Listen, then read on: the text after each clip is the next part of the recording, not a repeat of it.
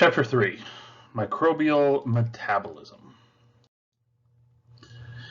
Section 1, Defining the Requirements for Life. Now we need to keep in mind when it comes down to it that the metabolism of a cell is all biochemical reactions. The making, the breaking of things, the repair, the replacing.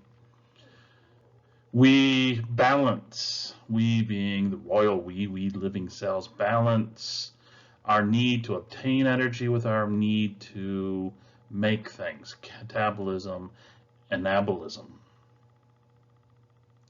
The breaking and the making. Okay, catabolism breaks down, and anabolism breaks or builds up. To power this, to take the energy from one thing and transfer it to other, we're going to be looking for electrons, excited electrons. Excited electrons, as we're going to see throughout this chapter, drive a lot of our energy-producing reactions.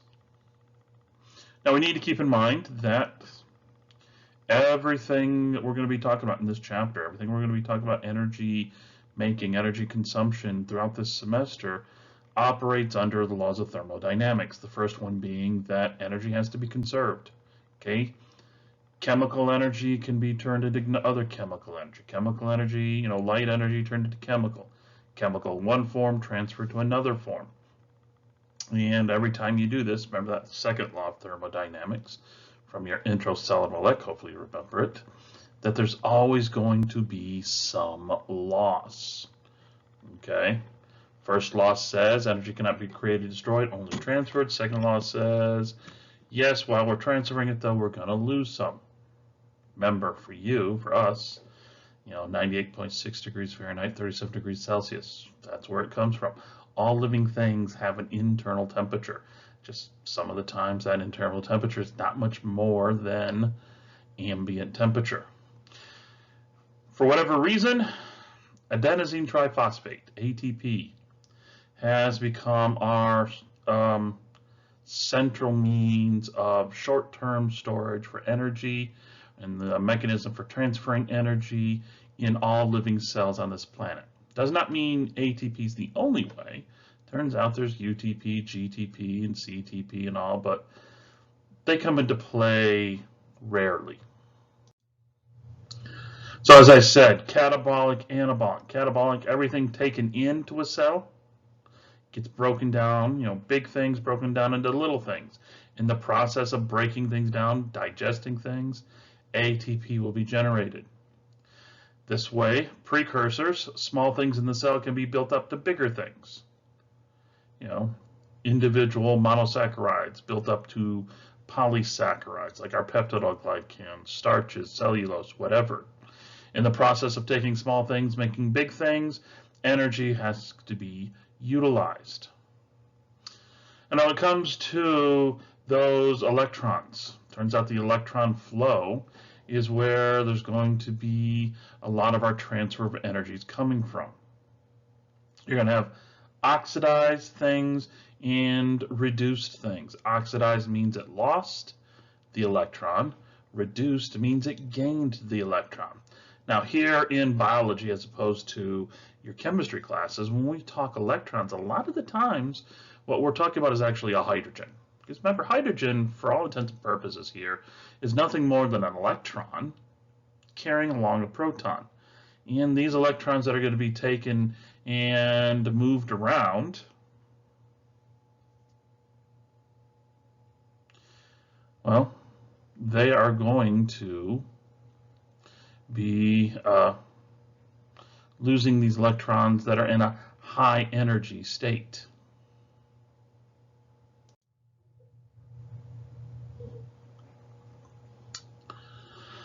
There's some essential requirements for all living things on this planet. Prokaryote, eukaryote, bacteria, archaea, fungi, whatever. We all need water, okay? Water. I mean, that's it. Water. Boom. Enough said there. Need some form of carbon, organic molecules, or some other form of nutrients. Okay? Need to be able to get at these, because we also need the carbons to build ourselves up, replace damaged proteins, damaged nucleotides and everything like that. And well, basically all living things on this planet are organic life forms, so you have to have carbon in some form. There's got to be some, what they refer to as free energy. There's got to be energy in the chemical bonds, energy in the excited electrons that will allow for work to be done. Now, this idea of free energy, though, we scientists have sat back and we've looked at this and we've tried to determine ways that we can calculate how much energy is in a system, how much energy is in a reaction, how much energy is in a series of reactions, a metabolic pathway. We refer to this free energy as G, capital G. And the change in energy, how much is being changed from one form to another, transferred from A to B and all this, we call delta G. Remember, anytime you see delta in sciences, biology, chemistry, delta means change in whatever comes after. Delta G means change in G. The naught prime means that this is under standard conditions. pH 7, 25 degrees Celsius, 1 atmosphere. Everything's at 1 molar. So this is a fantasy. This is under the ideal conditions. This is not under what we would think of as biological conditions. You'll see here in this textbook, it's referred to as kilojoules per mole. Other textbooks, primary literature, may refer to it as kilocalories per mole. What's the difference? Their scale. Still going to be the same things measured. It's just the kilojoules is always going to have a broader range of numbers, whereas the kilocalorie, smaller range. Think about it, ATP, and we'll talk more about this in the later portions of this chapter. ATP has a negative 30-something kilojoules per mole when you cut off that terminal, the gamma phosphate. Well, but if you talk about it in kilocalories, well, it's only negative 7.3 kilocalories per mole. So it's still talking about the same thing, it's just using a different metric. You know, same thing as Fahrenheit versus Celsius. What we do know is when we calculate these and we look at the individual reactions, we see that when calculated out the negative, the reactions that have a delta G that is the negative, and the more negative, we see that it is more exergonic. So a negative number below 0 means it's exergonic. The further below 0 it is, negative 5, negative 10, negative 35, that means it's more exergonic. It means it's going to release energy. Well, if it's positive, above 0, and the more positive it is, 5, 10, 25, 35, means it's more endergonic, and more energy has to be put into that reaction for it to occur. We look at our catabolic pathways, okay? The majority of these are going to be exergonic processes. Big things broken down into little things. Proteins broken down into individual polypeptides. Polypeptides broken down to amino acids, and those amino acids are then going to be consumed, broken down in the citric acid cycle, or broken down so that they can be fed into other metabolic pathways. As this is going on, going to see some ATP will be made while all this is occurring. You know, here, remember I just said delta G naught of ATP, negative 31.8 kilojoules, negative 7.3 kilocalories. Fahrenheit, Celsius, same thing. We always discuss this, though, and you'll see it discussed even in this textbook. We always discuss it in the terms of 1 glucose. 1 mole of glucose, 91 moles of ATP. Even though should be able to, and the numbers are going to be smaller because there's always going to be some energy chemical energy that is going to be lost as thermal energy. The anabolic pathways, well, guess what? These are going to be endergonic. It takes work to take nucleotides and build a new chromosome. It takes work to take individual amino acids and synthesize a polypeptide, link that polypeptide to form a protein, to move that protein where it needs to be. Well, all the energy comes from the catabolic and then will be then used in these anabolics. So we see that these are tied together. In the process of catabolic reactions, anabolic reactions, we're going to see what are referred to as redox reactions, reductions, and oxidations. Whoever gives up those excited electrons, the hydrogens, remember, they've been oxidized. Whoever takes that electron, well, they've been reduced. Here we're going to see in this chapter aerobic respiration of glucose, glycolysis, citric acid cycle.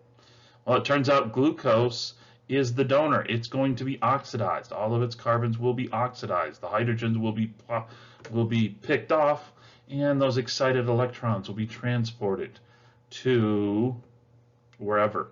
Depends on its prokaryotic cell, eukaryotic cell. Reactants, products, donors, acceptors. Who got oxidized, who got reduced.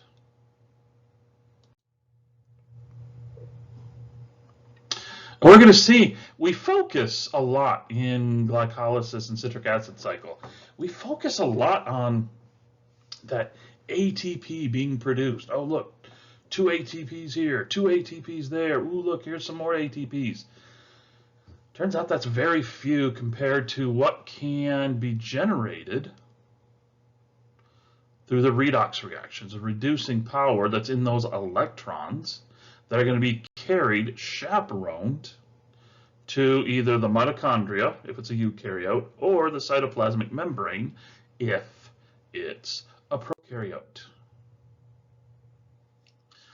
Now, there's lots of different classes, the way we classify, pigeonhole, group, like with like on these or on all organisms on this planet.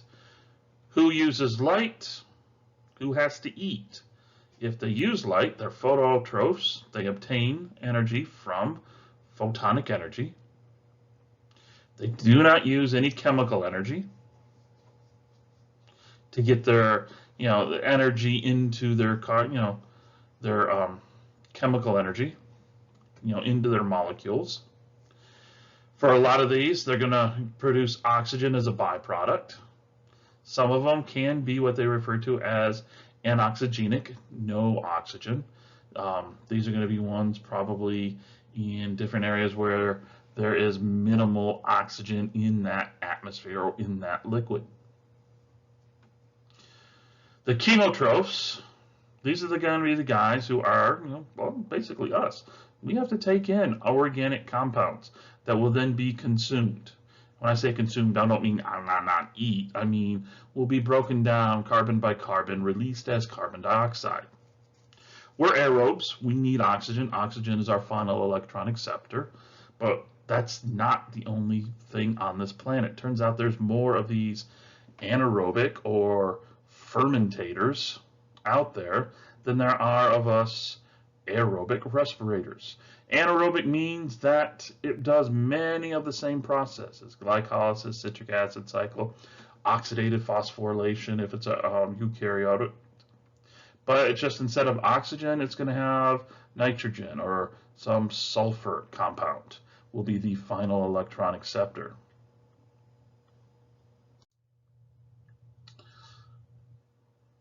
We'll also see that there's going to be, chemoorganotrophs, chemolithotrophs, whether they take in organic or inorganic.